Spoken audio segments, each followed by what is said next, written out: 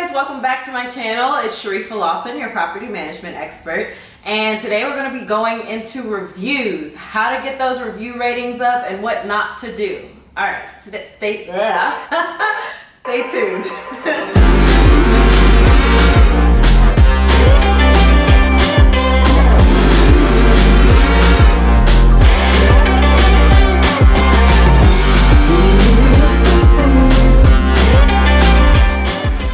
I have 10 ways to get your review ratings up.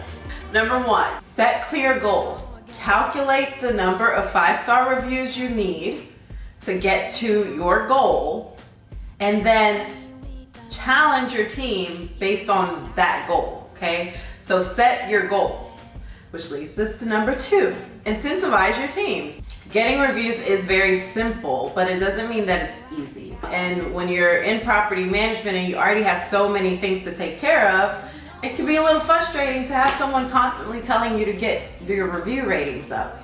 Incentivize your team.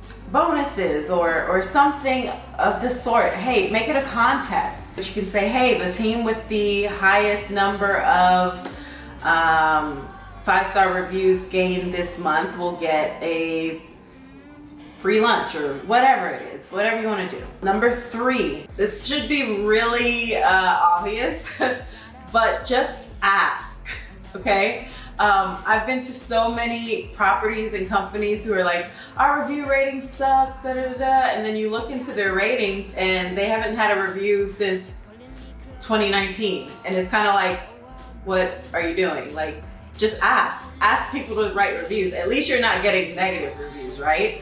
So just ask your vendors, ask your residents, ask your prospects. Honestly, if you have a great leaser, they should be asking every single prospect to leave a review. Every single time they finish a tour, they should ask for a review. So just ask.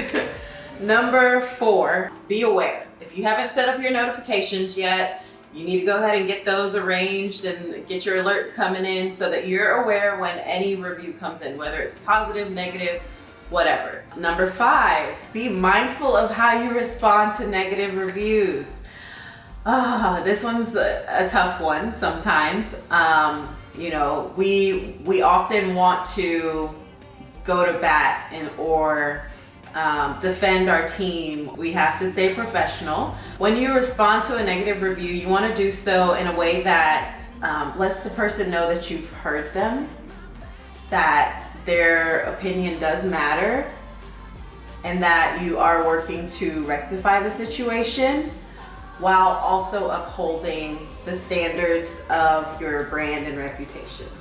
If you guys want to learn more about that, I can go deeper, but that would take me a little while. So we're going to move on to number 6. Just let me know in the comments. Number 6, get in contact with the reviewer. Whatever the complaint is about, if we're properly communicating with our residents and prospects and vendors, then we're less likely to get those negative reviews. But once they do come in, we should be going after it to try to fix the situation. Not only fix the situation, but ask them to take it down. Ask them to remove it. Ask them to change their review. You know, hey, I know that you're really upset. I would be too. Here's what I can do for you. Okay, and then fix it. And then, hey, I know we really messed up, but could you do me a huge favor? If I can do this for you, would you mind just changing your review for me? Even if it's not for the company, just you can shout me out and say how great I did. Like, this is where you turn your charisma on. This isn't the time to get prideful or to feel like, oh, well, they can just deal with it. Or no, get out there and fix the problem and let them know that you care. Let them know that you're here for them. That's literally all they want. They want to vent and they want someone to comfort them. And that's unfortunately the same person that they're venting to is the same person that they need to comfort them, which is the same person that caused the problem. And it comes with the territory. It's just, I know it sucks, but we have to care. We have to want to do better. That takes us to number 7. Get to the bottom of the issue. So yes, you can reach out to the author and ask them to change it, but if we don't actually fix the problem from the root, what's going to happen is the problem will come up again, whether it's with the same reviewer or it's with someone else. So we definitely want to fix the actual issue. If it's a work order, right, that slipped through the cracks, it might not be a maintenance issue. It might be a communications issue. It might be a processes issue. How are we going about online work orders? Are they being printed out? Who's printing them out? Where do they go when they get printed out? Or if they're not being printed out, who handles them? Who closes them?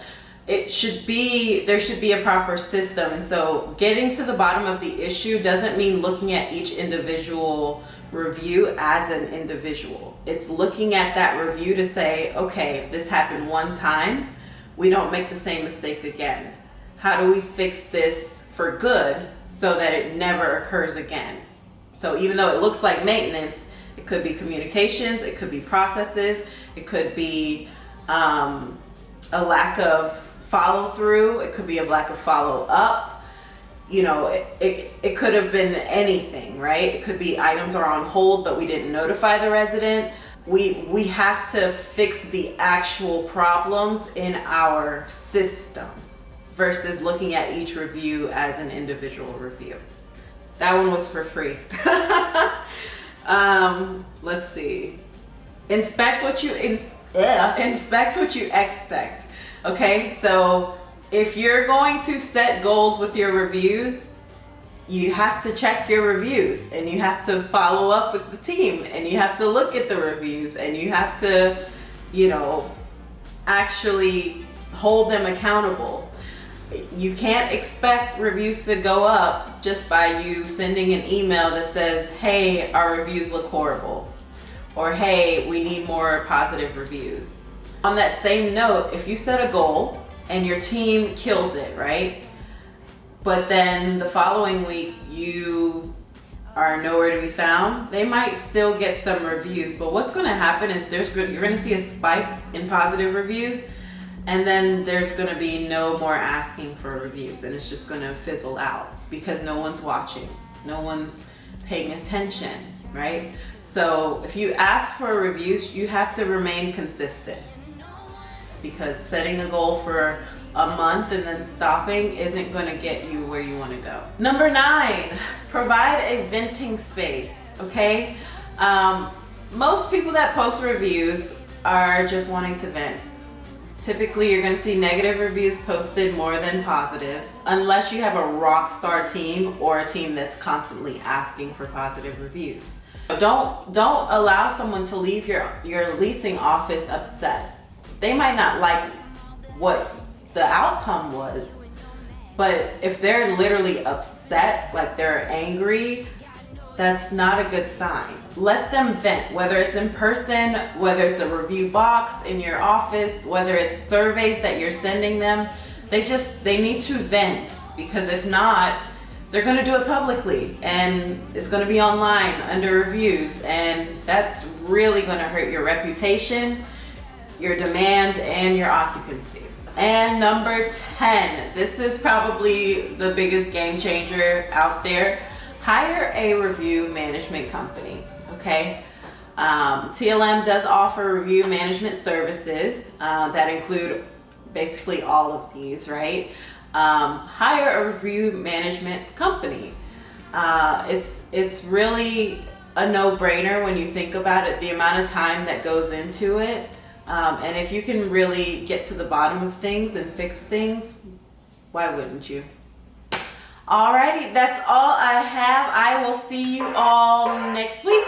Alright, bye.